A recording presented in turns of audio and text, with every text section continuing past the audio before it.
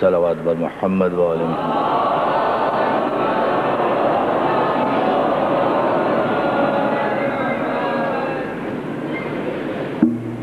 اعوذ باللہ من الشیطان اللعین الرجیم۔ بسم اللہ الرحمن الرحیم۔ الحمد للہ الذی ہدانا لہذا وما كنا لنهتدی لولا ان ہدانا اللہ۔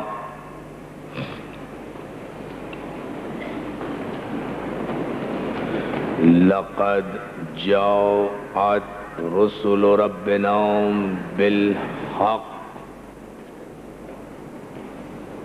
والصلاة والسلام وتحیت والاکرام علی سید اسلم ما فی الوجود۔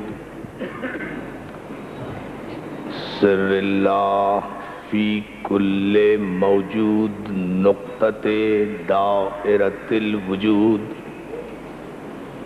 صاحب لواء الحمد والمقام المحمود۔ مولانا و مولا الثقلین جد الحسن والحسین ابی القاسم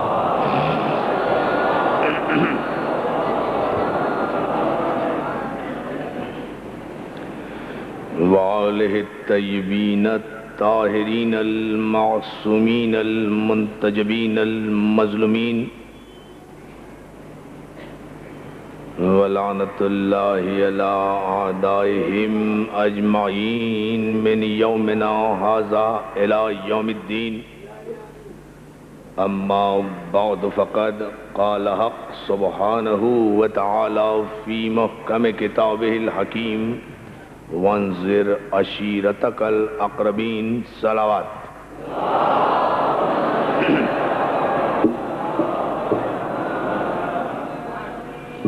حاضرین گرامی قدر، عزاداران سید الشہداء، انجمن فدائے اہل بیت کے زیر اہتمام اس عظیم الشان بارگاہ شہداء کربلا میں عشرہ محرم کی یہ دوسری تقریر آپ کے جذبہ ایمانی کی نظر ہے۔ اسلام عشیر سے غدیر تک، یہ ہمارا عنوان گفتگو ہے۔ اسلام کی ابتدا عشیر ہے، اسلام کی انتہا غدیر ہے۔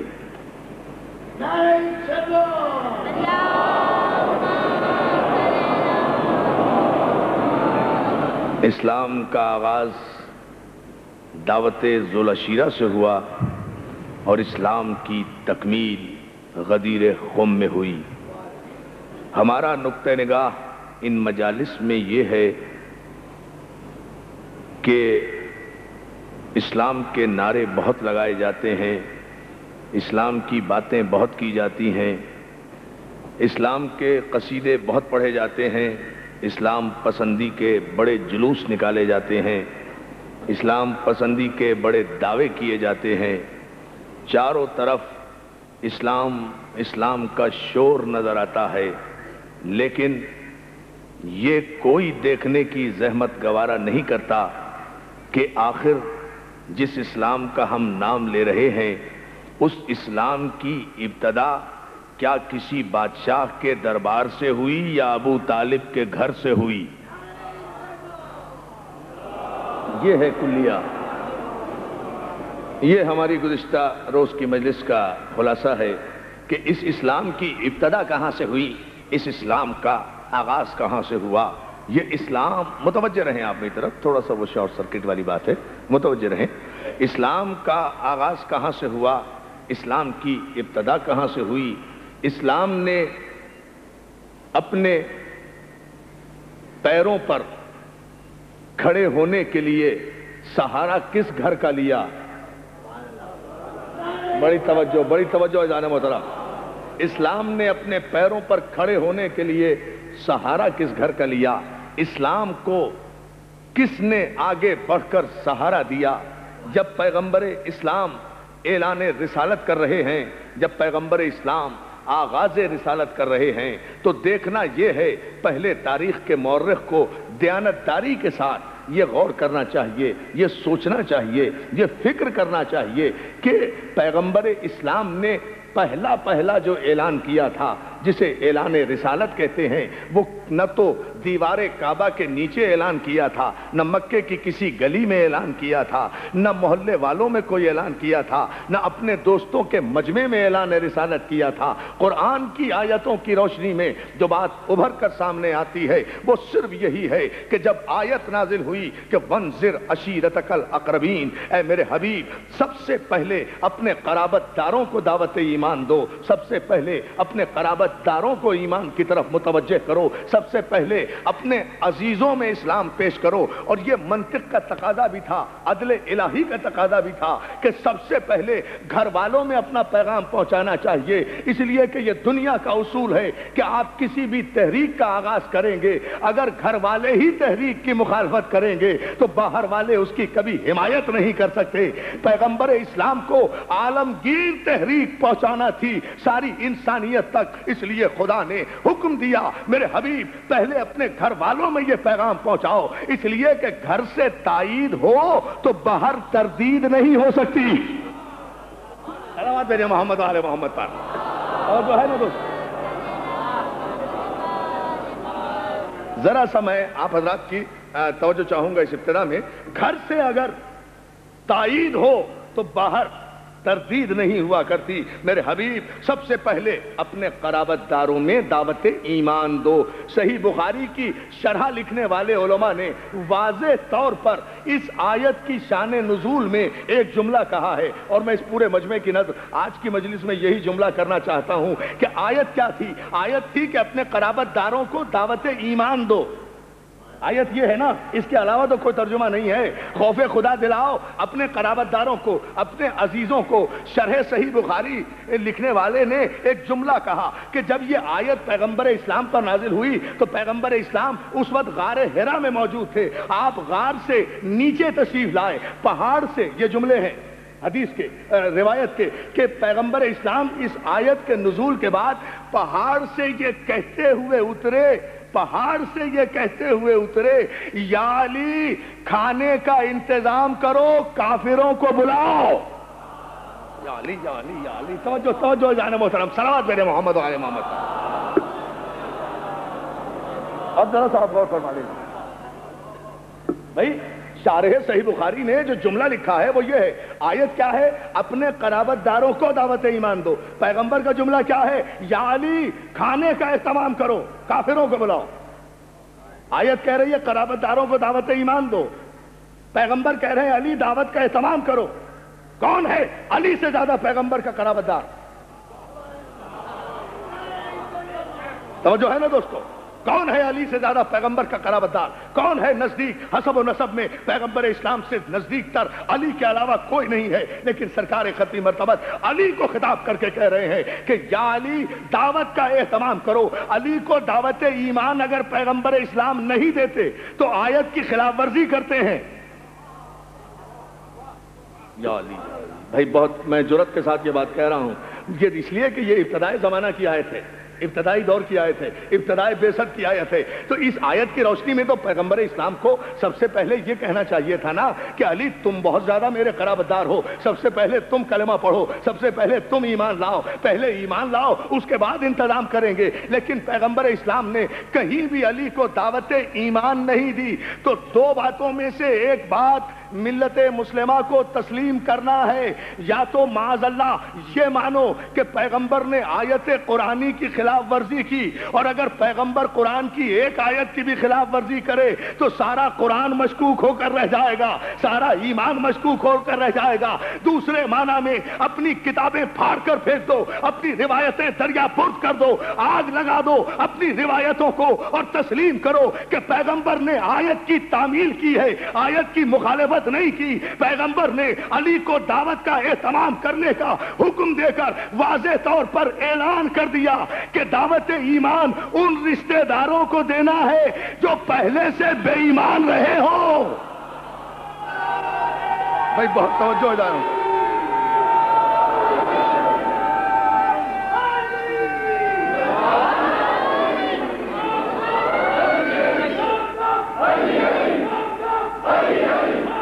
مل کر بلند آواز سے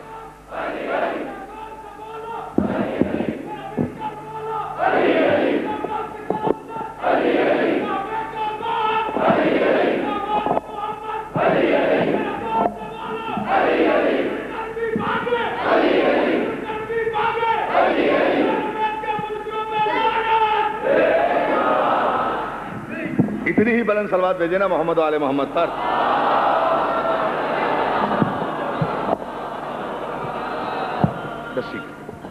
ایک مرتبہ درود بھیجنے بآواز بلند محمد۔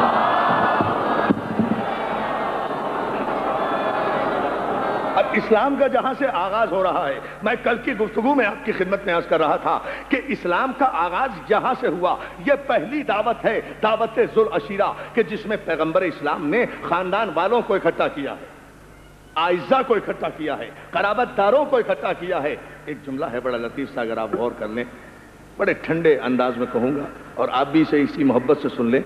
آیت یہ کہہ رہی ہے کہ قرابت داروں کو دعوت ایمان دو، تو یہ تو طے ہو گیا نا کہ قرابت داروں میں پہلی دعوت ایمان دی گئی ہے۔ اور جب یہ آیت نازل ہوئی ہے تو اس وقت کچھ اور قرابت دار ابھی شامل نہیں ہوئے تھے،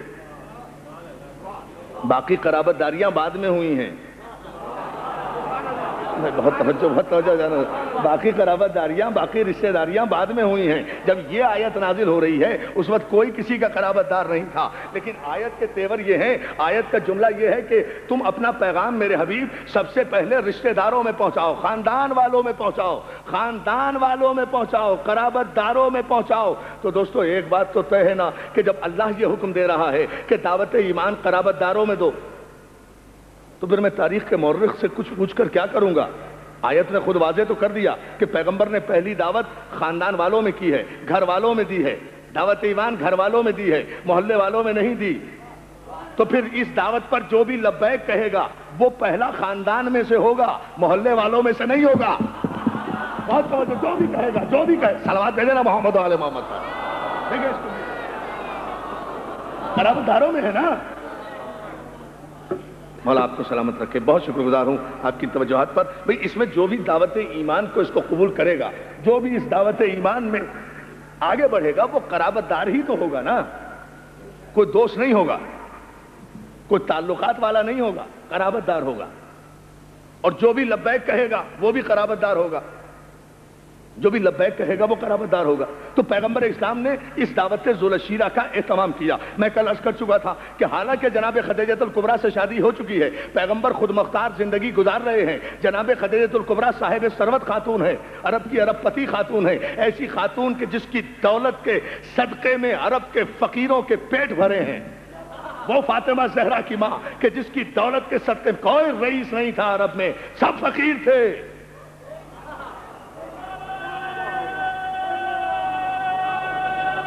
حضور کوئی رئیس نہیں تھا، کوئی سرمایہ دار نہیں تھا، کوئی پیسے والا نہیں تھا۔ غلط ہے، تاریخ کے سے بددیانتی کرتے ہیں جو لوگ کہتے ہیں، سب کے سب فقیر تھے، مسجد کے آگے چبوترے پہ بیٹھے رہتے تھے اور خدیجہ کی دولت تقسیم ہوتی رہتی تھی، انتظار کرتے رہتے تھے۔ ہمیں پتا ہے، ہم جانتے ہیں، تاریخ تم نے لکھی ہے، بصیرت و بصارت ہماری ہے، آنکھیں ہماری ہیں، ہم جانتے ہیں یہ اور اگر خدیجہ الکبریٰ کی ایک جملہ کہوں، یہاں بات آ گئی جناب خدیجہ کی، چونکہ ظاہر ہے کہ اسلام تو مکمل ہی نہیں ہوتا نا اگر خدیجہ الکبریٰ کا ذکر نہ ہو۔ اگر جناب ام المومنین کا، اس لیے کہ یہی تو وہ واحد بیوی ہے کہ جس نے اسلام کو سب کچھ دیا، جو صرف ام المومنین ہی نہیں ہے، ام الائمہ بھی ہے۔ یہ وہ ماں ہے جو واقعی ماں ہے،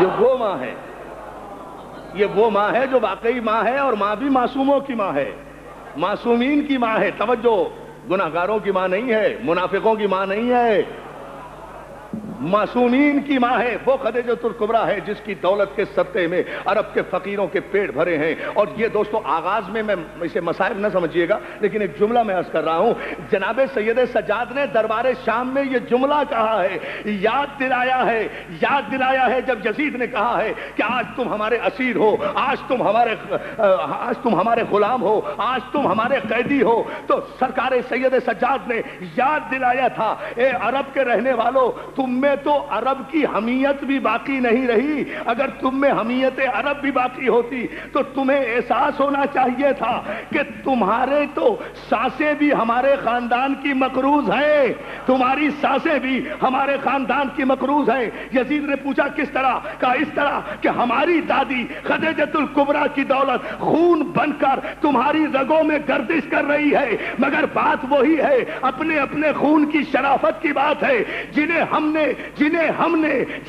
نے رزق عطا کیا وہ اگر خود نمک حرامی پر اتر آئے تو اس میں ہمارے دینے کا قصور تو نہیں ہے۔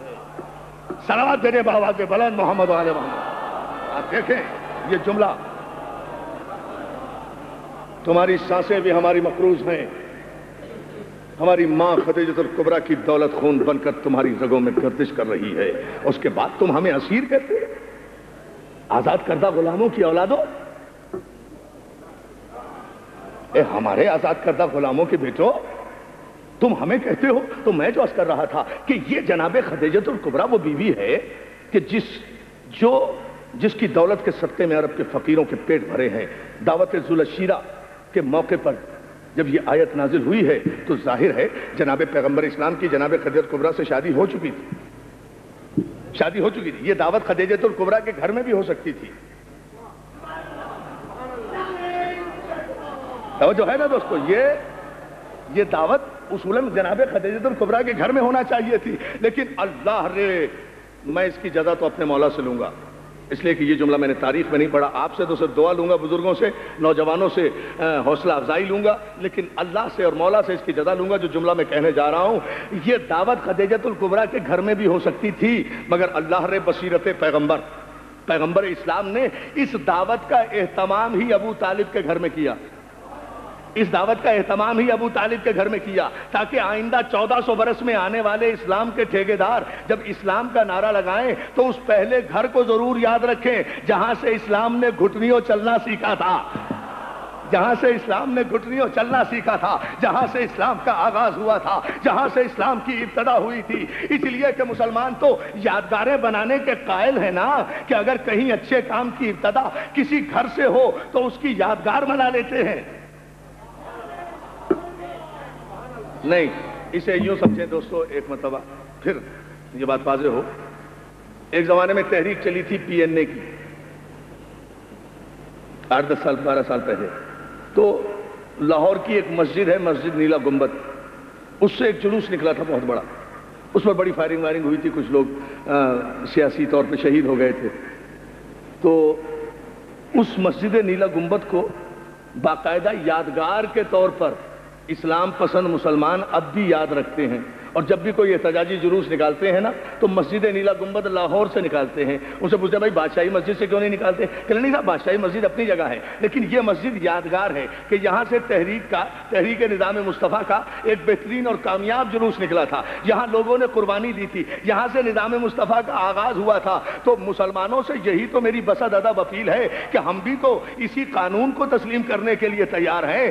آپ کا سیاسی جلوس جس مسجد سے نکلے، بادشاہی مسجد کے ہونے کے باوجود بھی آپ اسے نظر انداز کر کے مسجد نیلا گنبد سے ہر اپنے جلوس اور تحریک کا آغاز کرتے ہیں، تو یہ جس اسلام کی آپ بات کر رہے ہیں، اس اسلام کا آغاز بھی تو خانہ کعبہ سے نہیں ہوا تھا، مکے کی گلیوں سے نہیں ہوا تھا، مسجد نبوی سے نہیں ہوا تھا، اسلام کا آغاز بھی تو ابو طالب کے گھر سے ہوا تھا۔ تو جب کبھی اسلام کا نام لو تو پہلے ابو طالب کی دہلیز پہ سجدہ تو کر لو، لیکن پیمانہ یہی ہے۔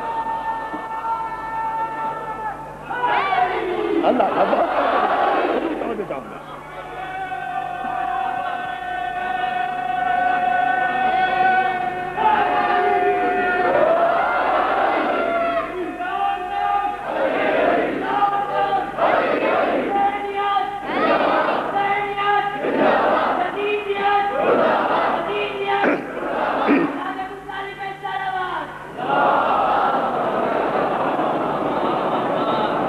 بھئی اسلام کا آغاز بھی تو اسی گھر سے ہوا ہے نا.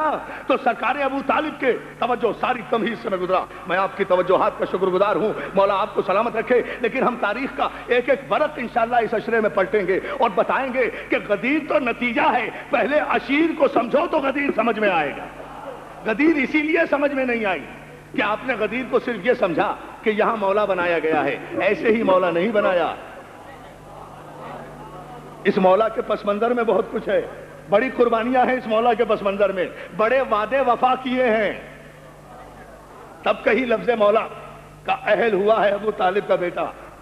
تب کہیں یہ لقب ملا ہے. میں صرف اس پس منظر کو بتانا چاہتا ہوں چونکہ یہ سال بھی 1400 سالہ سال ہے غدیر کا. اس اعتبار سے میں نے وعدہ کیا تھا کہ میں اپنی قوم کے نوجوانوں کو یہ تاریخ بتاؤں گا کہ اسلام ہے ہی عشیر سے غدیر تک. اسلام اس کے باہر نہیں ہے. اسلام یا عشیر میں ہے یا غدیر میں ہے.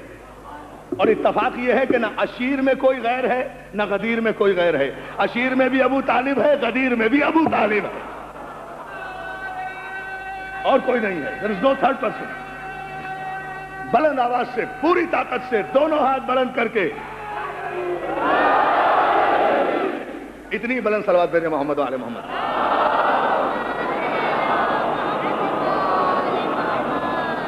مولا آپ کو سلامت رکھے. اس مرحلے پر آپ ایک لمحہ اور بلند ہو. اس دعوت کا اہتمام ہوا اور پیغمبر اسلام نے سرکار ابو طالب کے گھر کا انتخاب کیا. واقعہ آپ کا سنا ہوا ہے. تاریخ امم والملوک کا مولانا ابو علی زیدی صاحب قبلہ یہاں تشریف رکھتے ہیں. محقق بھی ہیں, عالم بھی ہیں. ان سے پوچھئے تاریخ امم والملوک کا یہ متفقہ جملہ ہے جو میں آپ کے. اور تاریخ امم والملوک وہ تاریخ ہے جو مسلمانوں کی تاریخ کی ماں کہلاتی ہے. یعنی ساری تاریخیں ڈیپینڈ کرتی ہیں اس تاریخ پر.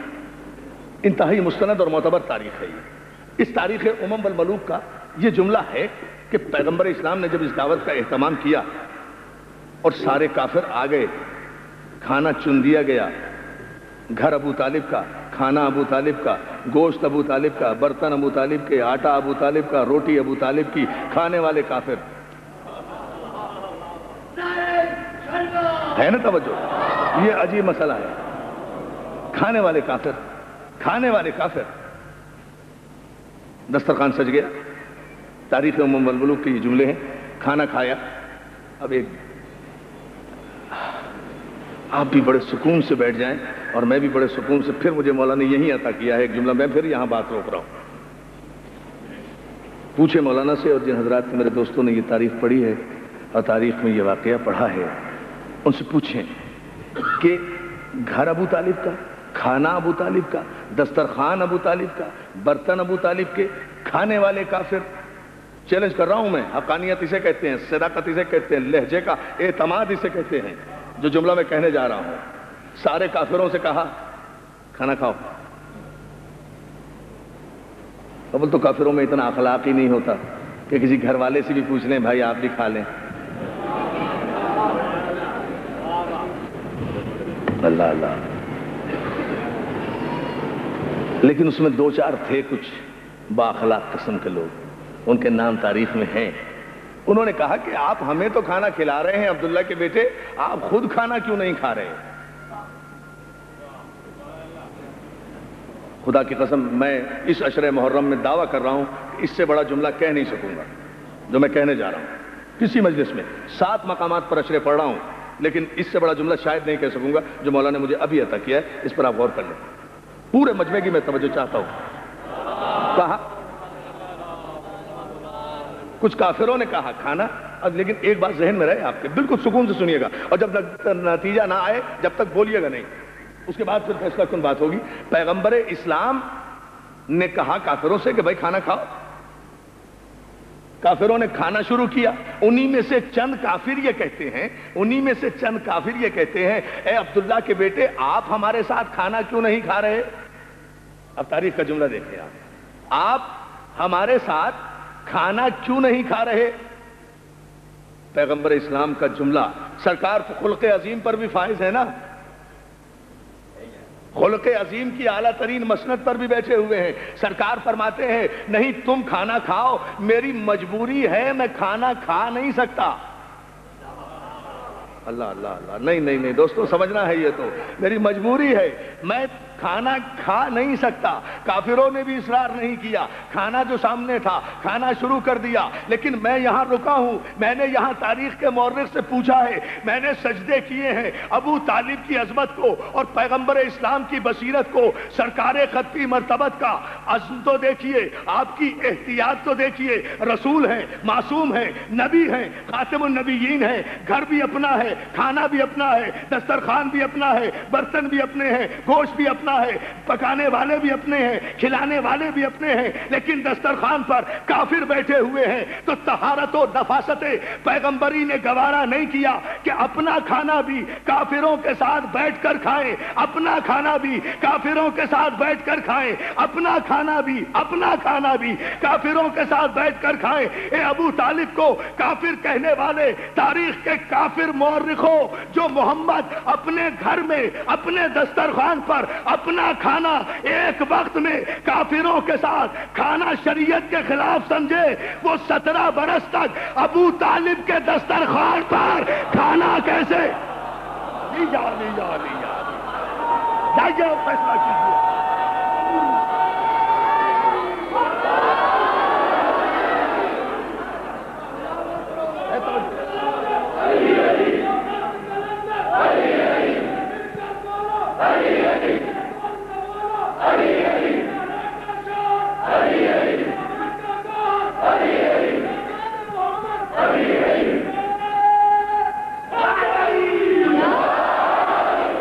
کو سلامت رکھے. زار محترم, ایک لمحے کے لیے جو اپنا کھانا بھی اپنے گھر میں اپنے دسترخوان پر کافروں کے ساتھ پسند نہ کرے, مزاج نبوت کو گوارا نہیں ہے کہ کافروں کے ساتھ کھانے میں بھی شمولیت کرے. وہ 17 برس تک کامل ابو طالب کے دسترخوان پر ابو طالب کے ہاتھوں سے, میں قربان ہو جاؤں ان ہاتھوں کے دوستو, ابو طالب کے دسترخوان پر ابو طالب کے ہاتھوں سے.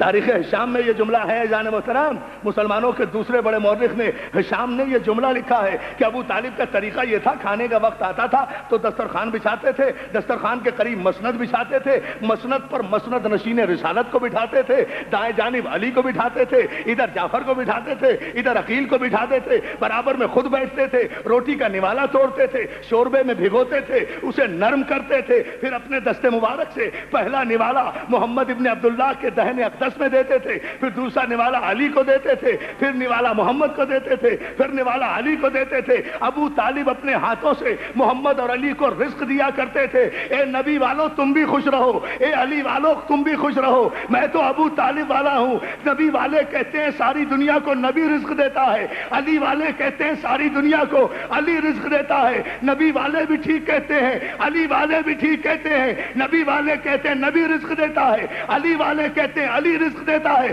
دونوں رزق دیتے ہیں. لیکن یاد رکھو اسے بھی تو سلام کر لیا کرو کہ ساری کائنات کو رزق ملتا ہے یا نبی کے ہاتھوں سے یا علی کے ہاتھوں سے. نبی اور علی کو رزق ملتا ہے ابو طالب کے یا علی حضور توجہ کریں.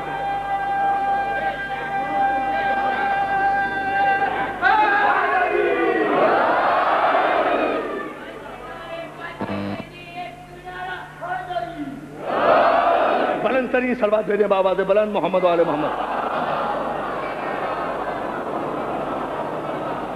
جو ہے نا جان محترم, اس دعوت کا اہتمام, میں کیا کروں کہ دوسری مجلس تمام ہونے کو آ رہی ہے اور ابھی دعوت ذوالعشیرہ شروع بھی نہیں ہوئی, اور مجھے اس پورے آئندہ 8 مجالس میں 7 مجالس میں عشیر سے غدیر تک جانا ہے انشاءاللہ. لیکن ذرا سا اس مرحلے پر میں آپ حضرات کی توجہ چاہوں گا. مولا سلامت رکھے تحت نظر شیان حیدر کرار کے اس تاریخی اجتماع کو اتنی گزارش ضرور کروں گا کہ ہمارے العباس اسکاؤٹس آپ کی خدمت کے لیے ہمہ وقت آمادہ ہیں. تمام سہولتیں جو ممکنہ ہیں وہ آپ کو پہنچانے کے لیے تیار ہیں. خاص طور سے گاڑی والے حضرات, کل بھی انہوں نے مجھ سے کہا تھا, آج بھی انہوں نے کہا ہے, گاڑی والے حضرات ہمارے ان اسکاؤٹس سے پورا تعاون کریں. پارکنگ کے سلسلے میں, ڈیڈکٹنگ کے سلسلے میں جو بھی ہو وہ آپ کی سہولت اور آپ کی حفاظت ہی کے پیش نگاہ آپ کی خدمت انجام دے رہے ہیں. آپ حضرات ان اسکاؤٹس سے بھی تعاون کریں اور ہماری انجمن فدائے اہل بیت سے بھی تعاون کریں, جو ماشاءاللہ اپنے انتہائی محدود وسائل کے باوجود بھی اعلیٰ ترین پیمانے پر اس عظیم الشان عشرے کا اہتمام کرتے ہیں. لیکن یہاں ایک جملے کی میں آپ سے اور اجازت چاہوں گا. عزیزان محترم، کافروں نے کھانا کھا لیا، کھانا کھایا، وہ واقعہ مجھے نہیں پڑھنا، ایک جملہ صرف اس میں کہنا ہے. کھانا کھا چکے، پیغمبر نے اعلان کرنا چاہا. اب یہاں سے سمجھ لیجئے کہ دو راستے. کھانا کھا چکے، جب کھانا کھا چکے پیغمبر نے اعلان حق کرنا چاہا. وہ واقعہ آپ مجھ سے ہی سن چکے ہیں کئی بار، اس لیے اسے نہیں دہرا رہا. پیغمبر نے اعلان کرنا چاہا، ابو جہل نے مداخلت کی، اعلان نہیں کرنے دیا، بائیکاٹ کر کے چلے گئے، تقریر کرنے سے روک دیا صاحب، چلے گئے اٹھ کر. اب ظاہر ہے جب سامعین ہی چلے جائیں تو بیچارہ مقرر کیا کرے گا؟ سامعین تو ماشاءاللہ اتنا بڑا مجمع ہو تو پھر مجھ جیسا کجوج بیان مقرر بھی اچھا خاصا بولنے لگتا ہے نا. اچھے سامعین ہوں، خوبصورت سامعین ہوں، ریشمی چہروں والے، مسکراتے ہوئے پرعزم، تو آپ اندازہ کیجئے. اب جب سارے ہی چلے گئے تو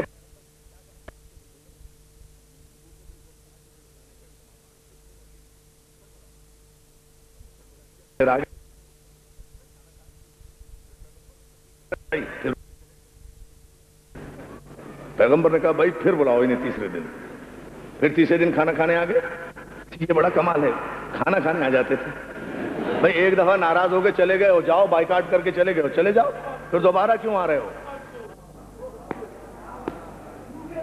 توجہ ہے نا ذرا غور کر. کھانا کھانے روز آ جاتے تھے. جب پیغمبر اعلان کرنا چاہتے تھے جب اٹھ کے چلے جاتے تھے. یعنی جب کوئی ٹیسٹ کا وقت ہوتا ہے نا، جب امتحان کا وقت ہوتا ہے.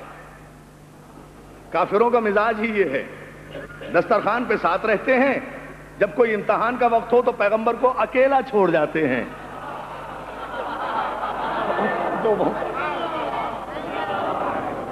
اور جو ہے نا دوستو، تیسرے دن پھر آ گئے، پھر کھانا کھایا.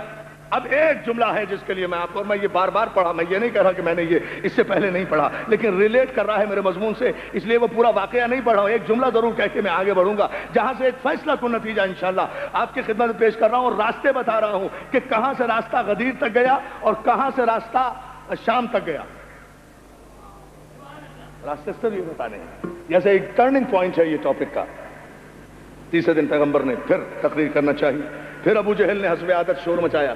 لوگوں کا اٹھو اٹھو بھائی، تقریر نہیں سننا ہے، بس کھانا کھا لیا ہے، ٹھیک ہے چلو تقریر نہ سنو پیغمبر کی. اب تیسرے دن جو ابو جہل اٹھا ہے تو تاریخ امم والملوک کے جملے یہ ہیں کہ دعوت ذوالعشیرہ کے ایک کونے سے ایک بوڑھا مجاہد اٹھا، جس کے سر پہ سبز امامہ تھا، جس کی کمر میں سبز پٹکا تھا، جس کے چہرے پر ہاشمی جلال تھا، جو وارث انبیاء تھا، جو رئیس بطا تھا، جو بیضۃ البلد تھا، جو وارث کعبہ تھا، جو کلید بردار حرم تھا، جو حامل نور امامت تھا، جو محسن رسالت تھا، جو محسن نبوت تھا، جو اللہ کی سب سے بڑی امانت کا امین تھا. وہ ایک کونے سے اٹھا، قریب آیا، اپنا دایاں ہاتھ ابو جہل کے گریبان میں ڈالا، اپنے بازوؤں کی طاقت سے ابو جہل کو زمین پر بٹھا کر ایک جملہ کہا کہ اب تو ابو طالب تجھے اس وقت تک یہاں سے ہلنے نہیں دے گا جب تک میرا بیٹا تقریر مکمل نہ کر لے.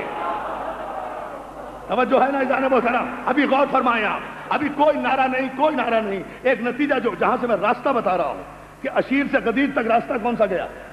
بیٹھ جا، میں تجھے اٹھنے نہیں دوں گا. اپنے بازوؤں کی طاقت سے ابو جہل کو بٹھایا. دیکھتا ہوں کتنے حاضر دماغ آپ بیٹھے ہیں یہاں، کتنے آمادہ ہیں اس وقت. فتبسم ابو طالب، یہ جملے ہیں. ابو جہل کو بٹھایا، ظاہر ہے مسکرا کے تو نہیں بٹھایا ہوگا، غصے میں بٹھایا ہوگا.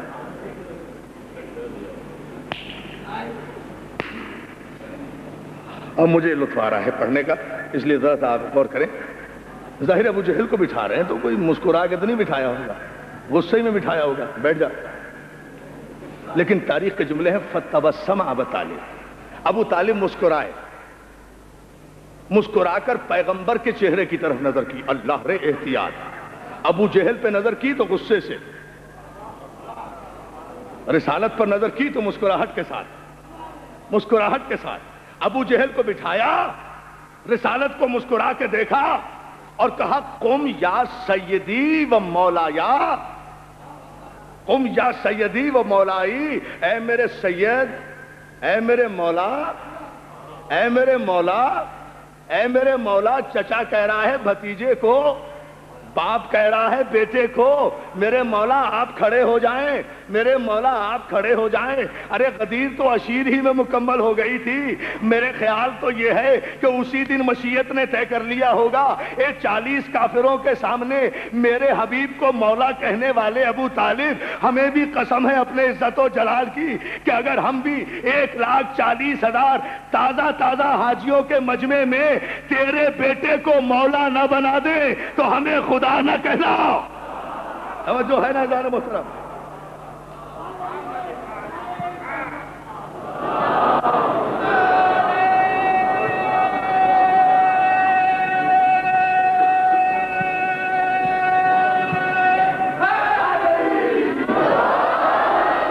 دوستو، آپ کی مجھے زحمتوں کا احساس ہے، لیکن اب میں تاریخی منزل پر آ رہا ہوں جس کے لیے میں نے یہ ساری زحمت آپ کو دی ہے، اور یہ اس عظیم الشان مجمع میں انشاءاللہ ہم فیصلہ کریں گے۔ باقی تفصیل میں انشاءاللہ 8 بجے المحسن میں عرض کروں گا آپ کی خدمت میں۔ صرف اس جملے پر ایک توجہ فرما لیں، قم یا سیدی و مولایا، اے میرے سید میرے مولا آپ کھڑے ہو جائیں، فتکلم مما تحب، اور جو جی میں آئے کہیے۔ کیا اعتماد ہے! ابو جہل کو کہا بیٹھ جا، رسول کو کہا آپ کھڑے ہو جائیں، اور میرے حبیب جو جی میں آئے کہیے۔ میں جو بیٹھا ہوں، کفر کو بٹھایا، اسلام کو کھڑا کیا۔ یا علی یا علی یا علی، بھائی توجہ توجہ، کفر کو بٹھایا، اسلام کو کھڑا کیا، کس نے؟ ابو طالب نے۔ اب اس دعوت ذوالشیرہ میں اور کوئی نہیں ہے، ابھی تصدیق کی منزل بھی نہیں آئی، اعلان ہی نہیں ہوا تو تصدیق کہاں سے ہوتی؟ ابھی تو پورا کریکٹر جو ہے اس پوری دعوت ذوالشیرہ پر صرف ابو طالب چھایا ہوا ہے، تنہا اکیلا سرکار ابو طالب پوری دعوت پر چھائے ہوئے ہیں، یہ اسلام کے پہلے پیغام پر۔ کفر کو بٹھایا، کفر کا نمائندہ ہے نا ابو جہل، کفر کو بٹھایا، پیغمبر اسلام کو کھڑا کیا، آپ کھڑے ہو جائیں۔ اسلام کھڑا ہوا، کفر بیٹھا، اسلام قائم ہوا، کفر بیٹھا۔ کس طرح؟ گریبان میں ہاتھ ڈال کے بٹھایا۔ کفر کو گریبان میں ہاتھ ڈالا ہے ابو طالب نے، اب کفر ہے ابو طالب کے پنجے کے نیچے۔ اے دیواروں پر کافر کافر لکھنے والوں، اے دیواروں پر کافر کافر لکھنے والوں، اب مسئلہ سمجھ میں آیا کہ یہ دنیا ابو طالب سے لے کر آج کے شیعوں تک کو کافر کیوں کہتی ہے؟ صرف اس جرم میں کہتی ہے نا کہ ان کے جد ابو جہل کو بھری محفل میں گریبان سے پکڑ کے بٹھا۔ یہ ہے وہ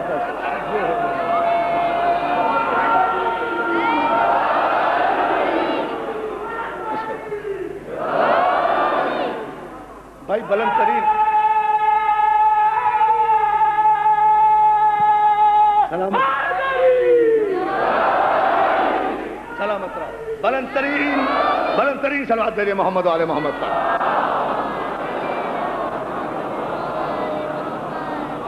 آپ دیکھیں کس کس مرحلے سے اسلام گزرا ہے۔ لوگ یہ شہادت کہے الفت میں قدم رکھنا ہے، لوگ آسان سمجھتے ہیں مسلمان ہونا، لوگ سمجھتے ہیں کہ یہ بہت آسان ہے، مسلمان ہونا بڑی مشکل بات ہے۔ آپ کا تو کوئی نقصان ہوا ہی نہیں نا، آپ تو چلتے پھرتے آئے اور مسلمان ہو گئے۔ آپ کو کیا پتا کہ اسلام قائم کیسے ہوا، اسلام کے لیے زحمتیں کس نے اٹھائی ہیں؟ اسلام تو راسی مسلمانوں کو آیا ہے، اس لیے کہ ہلدی لگی نہ پھٹکری، رنگ بھی چوکھا آیا۔ یہی ہے نا، کوئی زحمت ہی نہیں ہوئی، کسی قسم کی زحمت نہیں اٹھانا پڑی، کسی بھی مسلمان کو کوئی زحمت اسلام کے سلسلے میں نہیں اٹھانا پڑی، نہ زخمی کیا نہ زخمی ہوئے، نہ زحمت دی نہ زحمت اٹھائی۔ تھرڈ کلاس کافر، فرسٹ کلاس مسلمان۔ جی چلو کافر بھی تو کوئی فرسٹ کلاس قسم کا ہوتا نا، اسلام تو راس آیا ہے لوگوں کو۔ دوستو، اسلام کی زحمتوں کا اندازہ کرو کہ دعوت ذوالعشیر میں ابو جہل کو بٹھایا، پیغمبر کو کھڑا کیا، سرکار ختم مرتبت نے اعلان رسالت کیا، اور اب یہ آخری جملہ جس کے لیے میں نے آپ کو ساری زحمت دی تھی، مولا مجھے یہ طاقت دے دے کہ میں ادا کر دوں، آپ کے جذبات و احساسات کی صحیح ترجمانی ہو جائے، لیکن پوری تاریخی ذمہ داری سے کہہ رہا ہوں دوستو، اپنے ایک ایک لفظ کا ذمہ دار ہوں۔ پیغمبر اسلام کے اس خطبے کا خلاصہ کیا ہے، اس کی تشریح تو کل کی مجلس میں انشاءاللہ کروں گا، لیکن ایک جملہ سے ضرور کہوں گا آج کی مجلس میں کہ اس پیغمبر اسلام نے دعوت ذوالعشیرہ میں جو تقریر فرمائی، جو خطبہ دیا، تو ہی تو خطبے ہیں، ایک خطبہ عشیر ہے، ایک خطبہ غدیر ہے۔ خطبہ عشیر آغاز اسلام ہے، خطبہ غدیر تکمیل اسلام ہے۔ لوگ خطبہ غدیر کو تو سناتے ہیں، خطبہ عشیر کو یاد نہیں رکھتے۔ خطبہ عشیر کو بھی کبھی کبھی پڑھ لیا کرو، جہاں اللہ کے رسول نے کہا کہ میں تمہارے لیے دنیا و آخرت کی بہترین نعمتیں لے کر آیا ہوں، تم میں سے کون ہے جو میری مدد کرے، میری مدد کرے۔ یا رسول اللہ، آپ اللہ کے رسول ہیں، اللہ سے مدد مانگیے۔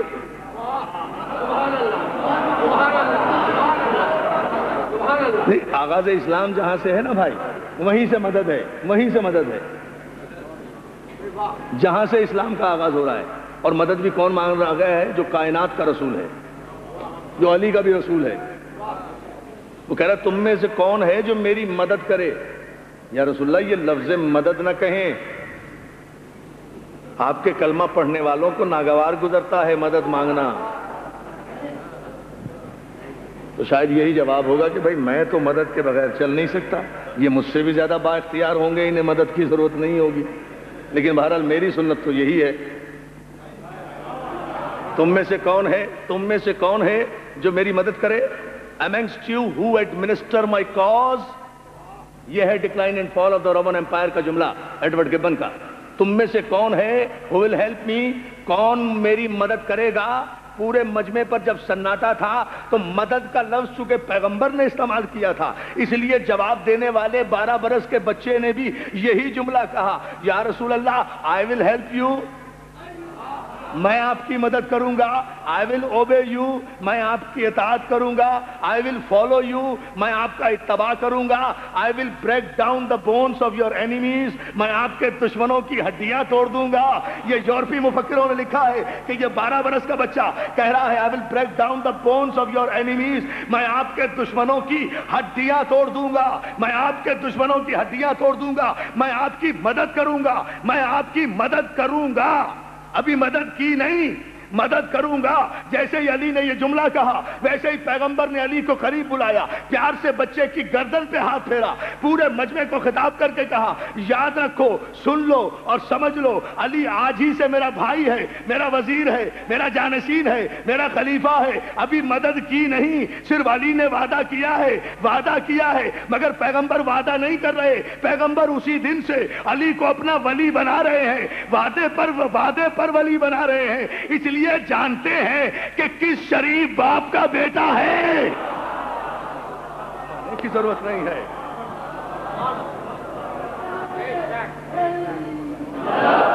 بھائی توجہ، دوستو توجہ، ابھی کوئی نعرہ نہیں، کوئی نعرہ نہیں۔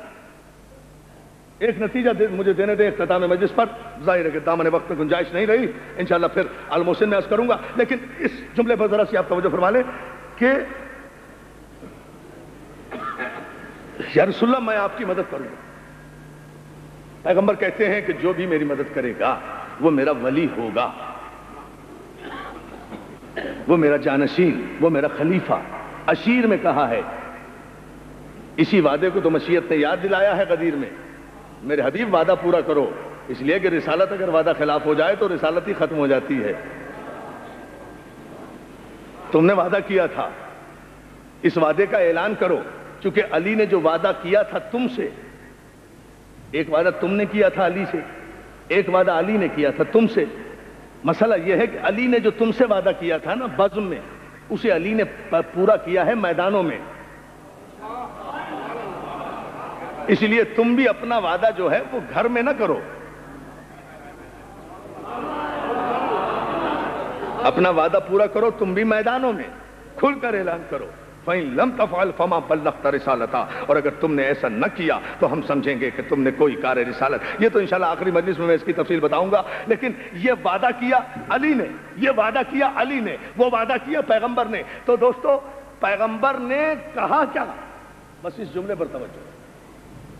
پیغمبر نے نہ اپنی زبان سے لا الہ الا اللہ کہا، نہ اپنی زبان سے اشہد ان محمد رسول اللہ کہا.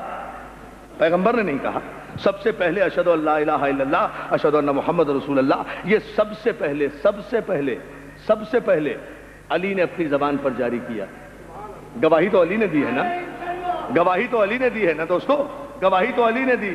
پھر علی سے سن کر سب نے پڑھا، علی سے سن کر سب نے پڑھا. جو بھی مسلمان ہو رہا ہے وہ علی سے سن کر پڑھ رہا ہے نا. سب سے پہلے یہ کلمہ، آخری جملہ اس تقریر کا، سب سے پہلے یہ کلمہ اشہد ان لا الہ الا اللہ اشہد ان محمد رسول اللہ، یہ کلمہ سب سے پہلے علی نے پڑھا نا. یہ کلمہ پیغمبر نے تو نہیں پڑھا. پیغمبر نے تو کہا ہے کون ہے جو میری تصدیق کرے کہ میں اللہ کا رسول ہوں اور وہ آج ہی سے میرا ولی بنے، میرا وزیر بنے، میرا وصی بنے. تو پیغمبر نے تو یہ اعلان کیا ہے، علی نے تصدیق کی ہے. سب سے پہلے یہ کلمہ دعوت ذوالعشیرہ میں سرزمین مکہ پر ابو طالب کے گھر میں اشہد ان لا الہ الا اللہ اشہد ان محمد رسول اللہ، یہ کلمہ نہ سب سے پہلے کسی صحابی نے پڑھا، نہ کسی تابعی نے پڑھا، نہیں رسول نے بھی یہ کلمہ نہیں پڑھا. سب سے پہلے یہ کلمہ علی نے پڑھا ہے. پیغمبر اسلام نے وعدہ کیا تھا کہ جو میرے، بیٹھے آپ 2 منٹ یہ جملہ مکمل ہونے دے، کہ جو بھی میری تصدیق کرے گا، جو بھی میری تائید کرے گا وہ میرا ولی ہوگا. علی نے تائید کی کہ اشہد ان محمد رسول اللہ، میں گواہی دیتا ہوں کہ آپ، پورے مجمع کی توجہ، کہ آپ اللہ کے رسول ہیں. تو میرا ایمان یہ ہے کہ پیغمبر نے اسی دعوت میں اپنے وعدے کو پورا کیا ہوگا. اشہد ان لا الہ الا اللہ اشہد ان محمد رسول اللہ، یہ علی نے کہا ہے. پیغمبر نے جواب میں کہا ہوگا علی تم نے میری تصدیق کی ہے تو میں گواہی دیتا ہوں اشہد ان علی ولی اللہ. دعوت ذوالعشیرہ میں پیغمبر نے کہا اشہد ان علی ولی اللہ. تو دوستو اس میں لڑنے جھگڑنے کی ضرورت کیا ہے؟ تم ہمیں بھی کافر کہو گے؟ ارے سارے مسلمان جو کلمہ پڑھتے ہیں لا الہ الا اللہ محمد رسول اللہ، وہ نبی کی سنت، علی کی سنت ہے. ہم جو کلمہ پڑھتے ہیں علی ولی اللہ، وہ نبی کی سنت ہے. توجہ توجہ توجہ.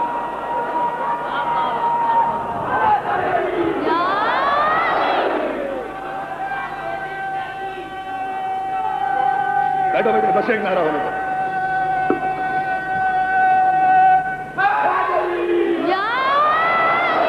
بلند ترین سلام.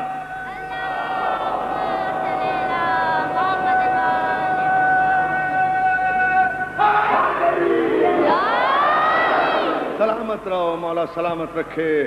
یا علی مدد کہنے والوں کو، اس لیے کہ علی نے تصدیق کی ہے نبوت کی. علی نے کلمہ نہیں پڑھا ہے، تصدیق کی ہے، گواہی دی ہے. اس لیے جب کبھی بھی نبوت پر کوئی آنچ آئے گی تو علی سامنے آئے گا.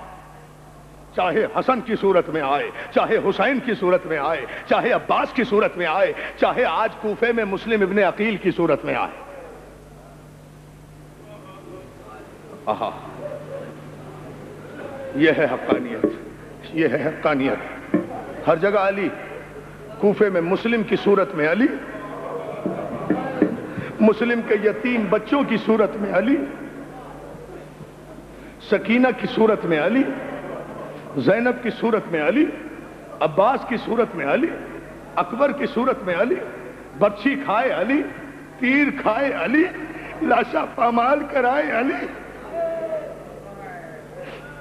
بچ گیا اسلام، بچ گیا مسلمانوں تمہارا اسلام. مولانا اظہر حسن زیدی مرحوم کہا کرتے تھے، خطیب آل محمد، دین بچا اللہ کا، کلمہ پڑھا گیا رسول اللہ کا، اجڑ گیا گھر غریب ابو طالب کا. آج 2 محرم ہے، حسین کربلا سے قریب ہیں. حسین مدینے سے رخصت ہو گئے 28 رجب کو. اب تو کربلا سے قریب ہیں حسین, اب کربلا سے قریب ہیں حسین. کربلا پہنچ رہے ہیں 2 محرم کو حسین. عزادارو علماء بیان کرتے ہیں, راویوں نے لکھا کہ چلتے چلتے حسین نے آواز دی, عباس قافلہ روکو. بھائی بڑے سکون سے پڑھوں گا.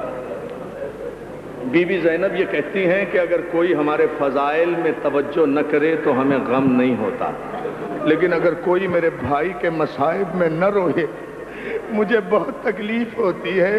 اس لیے کہ مجھے اپنی چادر چھننے کا غم نہیں ہے, مجھے اس بات کا غم ہے کہ میں موجود تھی اور بھائی کو رو نہ سکی. اس لیے مصائب میں ادھر ادھر نہ دیکھا کرو دوستو. مجالس کا مال مصائب ہوتا ہے, مجالس کا حاصل مصائب ہوتا ہے. عباس جی مولا قافلہ روکو بھائی. قافلہ اچانک کربلا میں داخل ہونے سے پہلے رکا, قافلہ رکا, محملیں بٹھائی گئیں, اونٹ بٹھائے گئے, حسین کے لیے مصلی بچھا. حسین زمین پر بیٹھے, زمین پر بیٹھے. زینب محمل میں گھبرا رہی ہیں. ارے فضا ذرا جا کر تو پوچھ حسین نے بغیر ارادے کے قافلہ کیوں روکا, میرے بھائی کو یہاں تو نہیں اترنا ہے. یہ اچانک میرے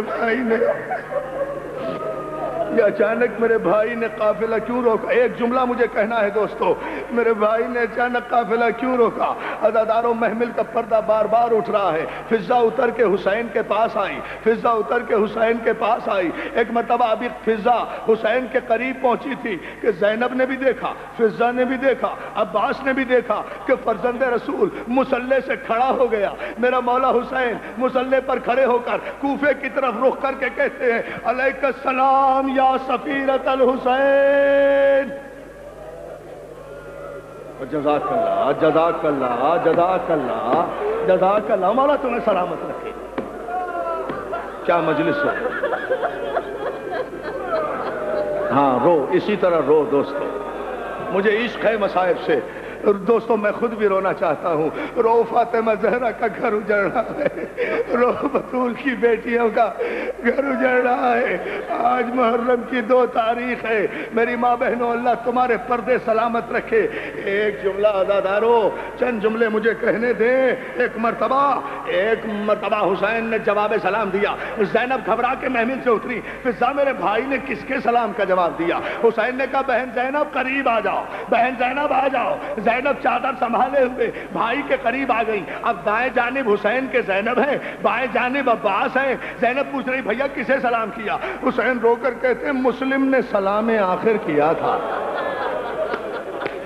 مر نہ جاؤں یہ جملہ پڑھتے.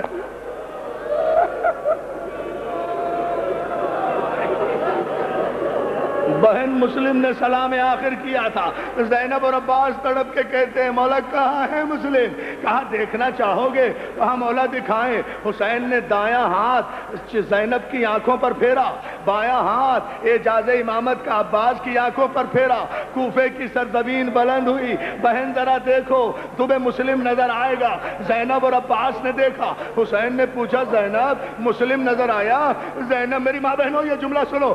زینب کہتی ہے بھیا مسلم میرا شیر تو نظر نہیں آ رہا. ہاں ایک قیدی ہے جس کی کمر جھکی ہوئی ہے, ہونٹ کٹے ہوئے ہیں, دانت ٹوٹے ہوئے ہیں, پیشانی زخمی ہے, پیشانی. اور جزاک اللہ جزاک اللہ. ہاں ہاں ہاں کرو اسی طرح ماتم ادا. مولا مجھے طاقت دے دو میں 2 جملے اور کہتا ہوں. زینب کہتی ہے ایک شیر ہے جو زنجیروں میں جکڑا ہوا ہے, کمر جھکی ہوئی ہے, دانت ٹوٹے ہوئے ہیں, پیشانی زخمی ہے, ہونٹ کٹے ہوئے ہیں.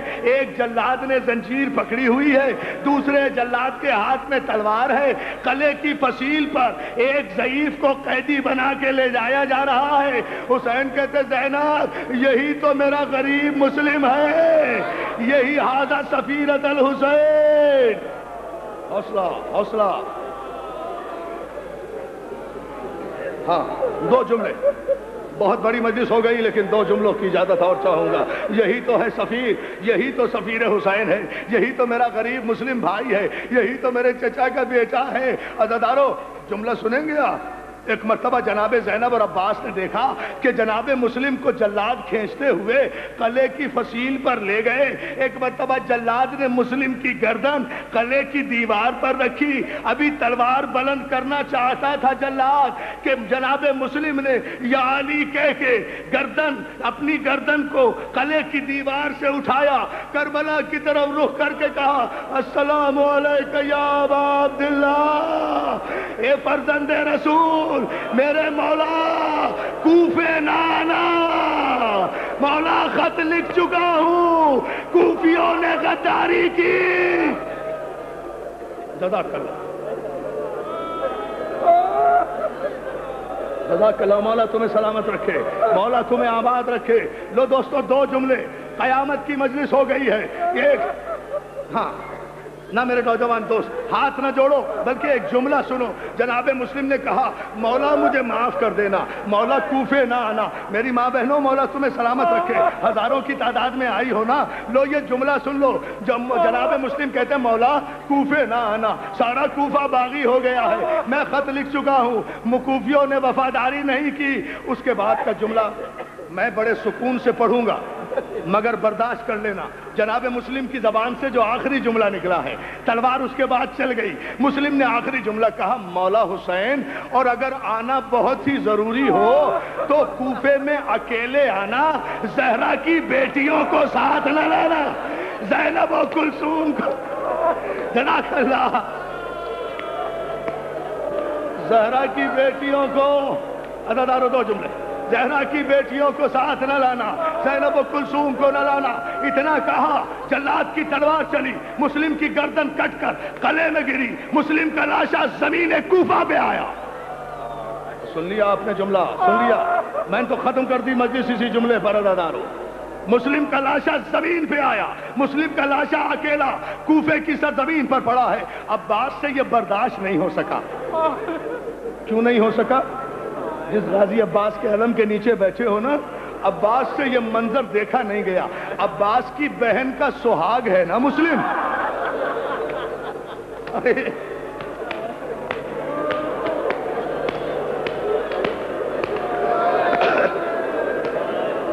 عباس, جزاک اللہ, جزاک اللہ. عباس کی بہن کا آخری جملہ دوستو مجھ سے نہیں پڑھا جا رہا, اس کے آگے الموسم میں پڑھوں گا. عباس کی بہن کا سہاگ ہے نا مسلم. عباس سے برداشت نہیں ہوا, ہاتھوں کو جوڑ کے کہتے مولا, مولا مسلم کی یہ بے کسی مجھ سے دیکھی نہیں جاتی. مولا آپ تو امام ہیں, زمین کو حکم دینا وہ اپنی تنابیں کھینچے, میں کوفے پہنچ جاؤں. کہا مسلم, کہا عباس کیا کرو گے؟ کہا مولا جا کر مسلم کے لاشے پر بیٹھ تو جاؤں گا, میری بہن کا سہاگ کوفے کی گلی میں لاوارث پڑا ہوا ہے, میرے مسلم کا لاشا اکیلا ہے. حسین نے کہا عباس ذرا غور سے دیکھ. عزادارو جملہ سن لینا, قیامت دے رہا ہوں. عباس نے جو غور سے دیکھا, حسین نے کہا عباس کچھ نظر آیا؟ غازی عباس نے کہا ہاں آقا, اب مسلم اکیلا نہیں ہے بلکہ ایک نقاب پوش بی بی سر کے بال کھولے ہوئے مسلم کے لاشے پر رو رہی ہے. حسین نے کہا عباس میری ماں فاطمہ, فاطمہ زہرا, فاطمہ